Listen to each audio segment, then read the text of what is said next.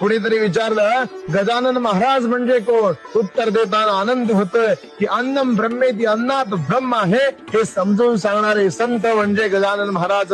भास्कर पाटलाच्या खडखडीत विहिरीला पाणी फोडणारे संत म्हणजे गजानन महाराज. जानराव देशमुखाचं मरण जवळ आले असताना पायाच्या तीर्थाद्वारे आजार पळवून लावणारे संत म्हणजे गजानन महाराज.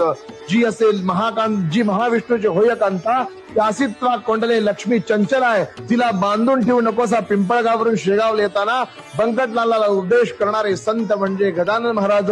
गोविंदबुवा टाकळीकरांना कीर्तनाच्या करिसी गोष्टी पोपटपंची पोटासाठी जे जे जयाने सांगावे ते ते तयाने आचरावे, शब्द छलासे न करावे निरर्थका, म्हणून ज्यानं सांगावं तसं वागावं असा मार्मिक उपदेश करणारे संत म्हणजे गजानन महाराज. अनेक भक्तांचा अनेक विद्वानांचा उद्धार करणारे संत म्हणजे गजानन महाराज.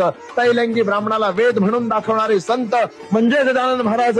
ब्रह्मगिरी गोसाव्याला नैनम छिन्नंती शस्त्राणी नैनम दहती पावकः न चैनम क्लेदयंताप शोषयती मारुता, म्हणून आत्मा अमर आहे या उक्तीवर स्वतः प्रत्यय दाखवणारे संत म्हणजे गजानन महाराज.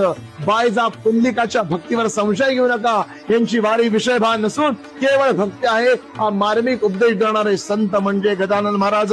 विहिरीमध्ये सुरुंग लावला असताना गणू जवरेलाचे प्राण वाचवणारे संत म्हणजे गजानन महाराज. अनेक भक्त आग्रहापोटी नर्मदेमध्ये गेलेले असताना बुडणारी नौकेला नर्मदे मंगले देवी नेवे रेवे अशुभ नाशिनी म्हणतो क्षमा करी यांचा दयाळू होनी म्हणून भक्तांचा उद्धार करण्यासाठी साक्षात नर्मदेला हजर हो म्हणणारे संत म्हणजे गजानन महाराज.